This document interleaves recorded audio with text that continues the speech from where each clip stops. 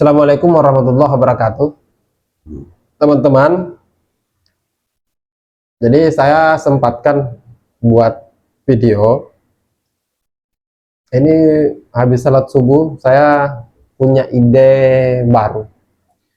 Sebenarnya ini konsep dari kemarin saya mau bagikan, cuman belum dapat moodnya, belum dapat cara menjelaskannya seperti apa. Akhirnya saya sudah salat subuh dapat inspirasi, ya mungkin enaknya kalau saya langsung sampaikan saja. Jadi gini, saya tidak tahu di video pertama atau video kedua itu saya pernah sampaikan bahwa saya punya beberapa channel, ya, yang saya kelola. Ada channel yang bergerak di bidang dakwah, ada channel yang bergerak di bidang di tema-tema konten short, ada yang bergerak di konten mereaksi. Jadi ada beberapa. Nah, yang saya mau spill di sini adalah channel saya yang kedua, yang monet. Yang menurut saya secara pribadi ini saya merasa itu durasinya sangat cepat. Durasinya saya buat akunnya kemudian sampai monetisasi itu cepat. Jadi di 2024, tepatnya di Desember itu, saya ketemu dengan salah satu teman yang bergerak di konten dakwah. Awalnya sih saya meragukan konten jenis seperti ini bisa monet atau tidak. Jadi ini teman yang juga mulai masuk di dunia YouTube. Jadi dia kerja channelnya itu kurang lebih sekitar 2 bulanan dia monet. Awalnya dia minta saran, Bang, aplikasi-aplikasi apa saja yang kita pakai untuk ngedit. Saya bagikan beberapa aplikasi itu, saya tawarkan KineMaster, saya tawarkan CapCut, saya tawarkan beberapa aplikasi lah untuk pengeditan di Android. Kemudian saya tawarkan aplikasi untuk pengeditan thumbnail dan sebagainya. Jadi saya sampaikan semua seperti itu. Saya tidak tahu kalau ternyata dia belajar sendiri, kemudian mengedit videonya sendiri. Jadi belajarnya dia lewat YouTube juga. Cara ngedit video, cara buat logo dan lain sebagainya itu lewat YouTube juga. Akhirnya dia buatlah dan monet. Ternyata monetisasi. Saya ketemu di Desember itu, saya lihat pendapatannya dia sudah pendapatan bulan ketiga, dan ternyata luar biasa. Pendapatan per bulannya itu bisa menyentuh angka 2 jutaan sampai 3 jutaan gitu. Di situ saya berpikir, lah, konten seperti ini ternyata mendatangkan view yang lumayan lah menurut saya. Kalau misalnya kita konten-konten pemula itu melihat view puluhan ribu, itu rasanya prestasinya luar biasa sekali ya kalau kita konten pemula. Tapi mungkin kalau konten-konten kreator yang sudah besar itu, yang sudah pernah memiliki channel yang jutaan sampai puluhan juta subscriber, ya pasti akan menganggap bahwa view puluhan ribu itu kecil. Tapi kalau kita yang pemula, pasti ya hitungannya besar. Desember saya sudah berpikir, saya harus buat channel seperti ini, saya harus buat konten seperti ini, karena menurut saya kontennya itu mudah untuk didapatkan, kemudian tidak memiliki umur yang panjang. Jadi jenis konten seperti itu memiliki umur yang panjang. Jadi kontennya itu adalah konten dakwah, teman-teman ya, konten dakwah, ceramah. Jadi ada ustadz yang kemudian dipakai ceramahnya dipublikasikan ke YouTube. Jadi seperti itu modelnya. Nah, itu pun dia target pasarnya untuk konten-konten seperti itu yang saya buat juga itu, dia dia lebih mengkerucut, teman-teman. Beda kan kalau misalnya kita pakai ustadz yang sudah terkenal, setara misalnya kayak Dasat Latif, Adi Hidayat, siapa lagi, dan beberapa ustadz kondang itulah. Kalau kita pakai ustadz yang menasional, pasti jangkauannya luas, cakupannya luas, target pasarnya luas, karena dari berbagai kalangan bisa menonton. Nah, cuma konten yang saya buat dan yang dibuat juga oleh teman saya yang menjadi sumber inspirasi saya itu adalah konten ceramah untuk suku Bugis, untuk orang Bugis. Jadi bahasa ceramahnya itu yang disampaikan adalah berbahasa Bugis. Otomatis yang menjadi target pasarnya itu adalah orang-orang yang mengerti bahasa Bugis. Teman-teman mungkin yang ada di Jawa, yang ada di Sumatera, yang ada di daerah-daerah lain yang bukan dari suku Bugis pasti tidak mengerti. Makanya target pasarnya dia memang agak kecil, hanya untuk kalangan orang-orang Bugis itu saja. Cuma ternyata lumayan, lumayan. Yang kedua adalah terbacanya di algoritma itu lumayan cepat.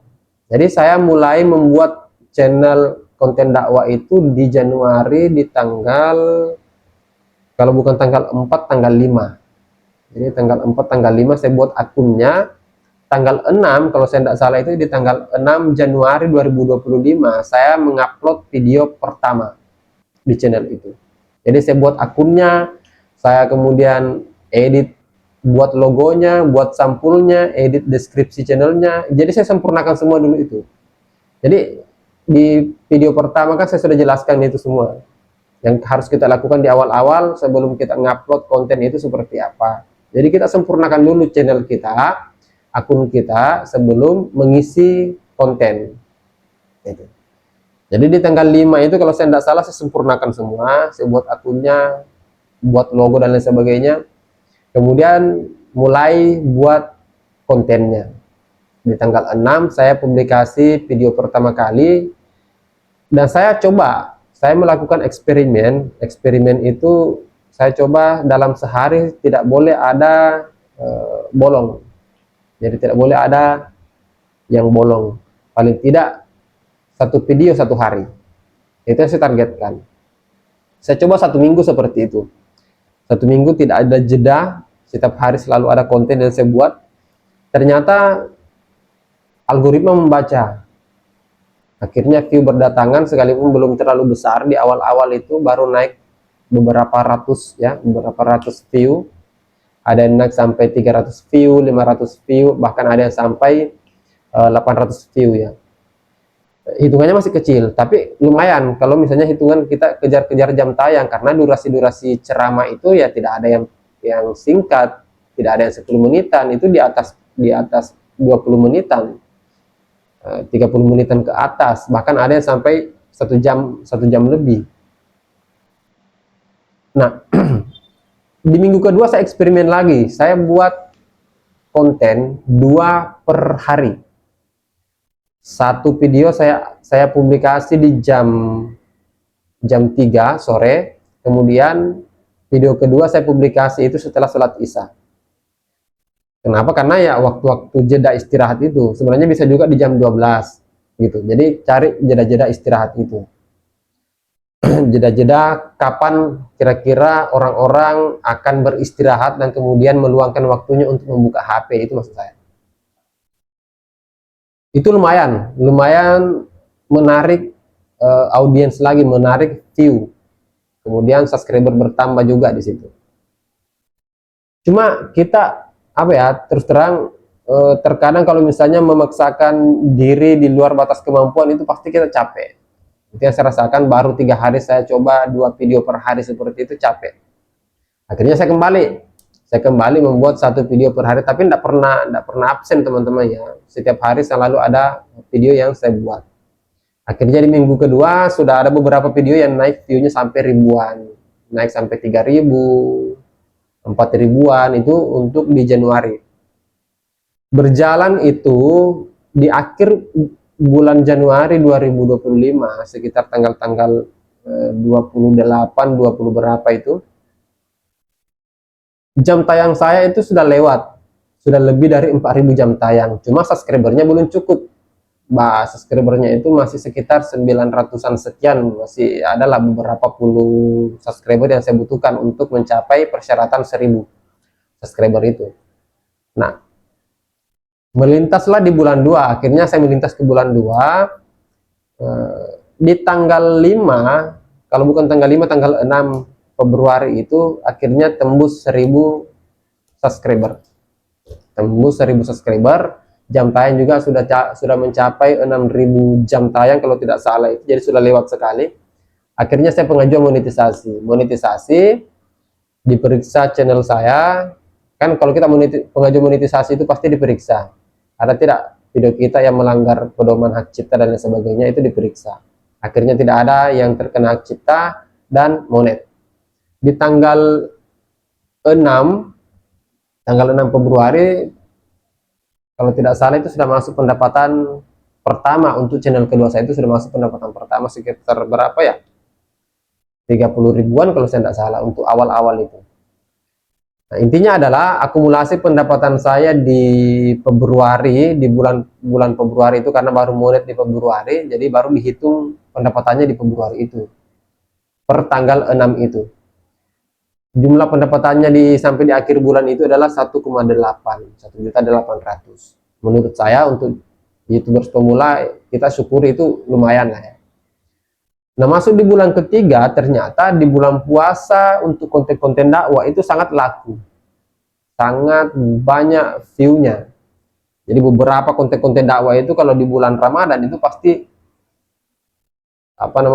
view-nya itu gila-gilaan, lonjatannya itu tinggi sekali.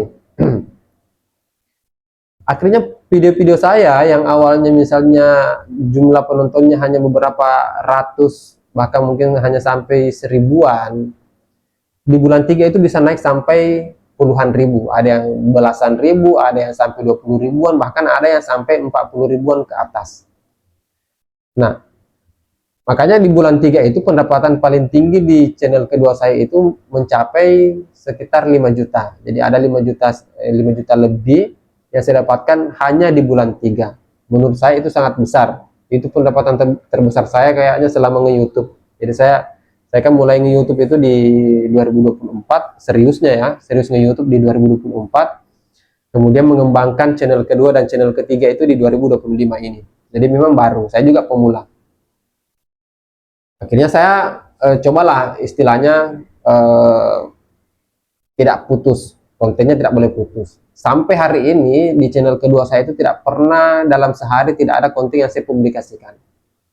Itu pun harus ada trik tersendirinya itu ya teman-teman, untuk mengatur waktu. Karena saya yakin banyak di antara kita yang sebenarnya kita juga mau jadi konten kreator tapi terkendala persoalan waktu. Mungkin kalian adalah pegawai negeri misalnya, ASN, pekerja kantoran, atau pekerja proyek dan lain sebagainya. Waktu kalian untuk jeda tidak sibuk, mungkin hanya 1 hari dalam 1 minggu atau 2 hari dalam seminggu. Nah, kita juga harus pahami kemampuan kita. Jadi jangan dipaksakan. Saya memberikan sampel seperti ini karena memang waktu saya untuk fokus di YouTube itu jauh lebih banyak mungkin ketimbang orang-orang yang menjadi pegawai negeri itu. Jadi saya punya banyak waktu untuk meluangkan meluangkan waktu untuk konten di YouTube, sehingga saya mampu membuat sampai 10 video per hari, 5 video per hari, 10 video per hari, dan mengelola beberapa channel, bukan cuma satu. Jadi saya mengelola sampai 8 sampai 9 channel seperti ini kan, kalau tidak punya waktu yang luang pasti keteteran. Itu pun pasti akan ada beberapa channel itu yang terbengkalai. Sampai hari ini kurang lebih mungkin ada sekitar 2 channel itu yang saya tidak fokusi lagi karena view-nya itu tidak meningkat.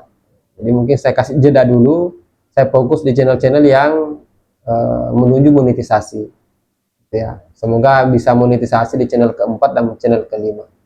Jadi itu yang mungkin saya bisa bagikan ke teman-teman, pengalaman saya monetisasi dalam waktu 1 bulan.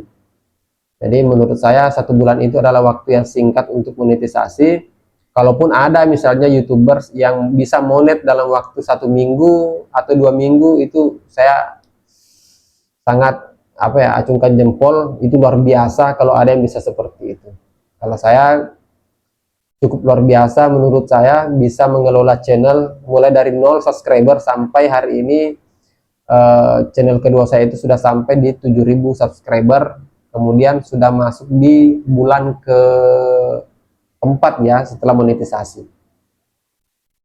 Baik, mungkin itu saja teman-teman ya. Kemudian informasi yang kedua adalah di kolom deskripsi di bawah itu saya sertakan link grup WA. Kalau teman-teman misalnya mau berdiskusi dengan saya soal konten di YouTube itu bisa masuk di grup itu, silakan klik linknya. Itu bukan kelas YouTube ya, saya tidak membuka kelas YouTube berbayar dan lain sebagainya. Saya hanya ingin